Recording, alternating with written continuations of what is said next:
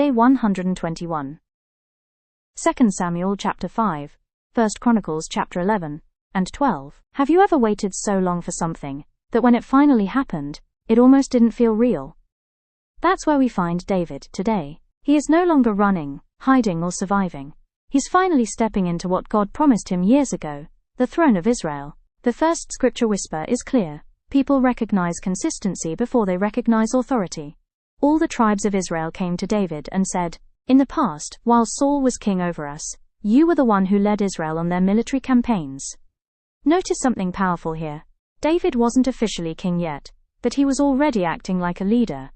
The people didn't choose him because of a title. They chose him because of his track record. Before people trust your position, they observe your pattern, how you show up, how you handle pressure, how you treat people when no one is watching. Your consistency is speaking long before your promotion arrives. The next whisper discloses how some doors open only when you stop looking at them the old way. The Jebusites told David, "You will not get in here." Jerusalem looked impossible to conquer. But David did something different. He didn't attack the way everyone expected. He found another way in. Sometimes the reason something hasn't worked is because you're trying to solve it the same old way. The same mindset, the same approach, the same fear breakthrough often requires a new perspective, not just more effort. I hope you understand that growth attracts attention, but not all attention is good. That will be the third whisper for today. When the Philistines heard that David had been anointed king, they went up in full force to search for him. Did you catch that? The moment David stepped into his new level, opposition increased. Not every challenge means you're off track. Sometimes it means you've just leveled up. New responsibility brings new pressure. New visibility makes room for new criticism. New opportunities often attract new battles. Growth doesn't remove problems. It often introduces new ones. Next we see that even when you're experienced, it is better to still ask God first, just as David shows us here, when he inquired of the Lord, "Shall I go and attack the Philistines?" Twice. And here's the surprising part. God gave him different strategies each time. Past success does not replace present guidance. Just because something worked before, doesn't mean it's what you should do now. Don't run on autopilot.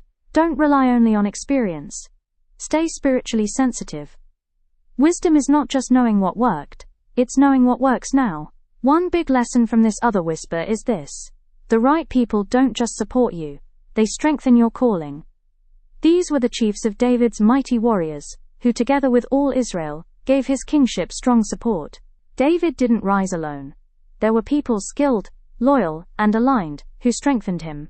And here's what's rarely discussed. These men came to David before he was fully established. Pay attention to who stands with you in your uncertain seasons. Not everyone is meant to go with you, but the right people will help build what you're called to do. Destiny is personal, but fulfillment is often collective.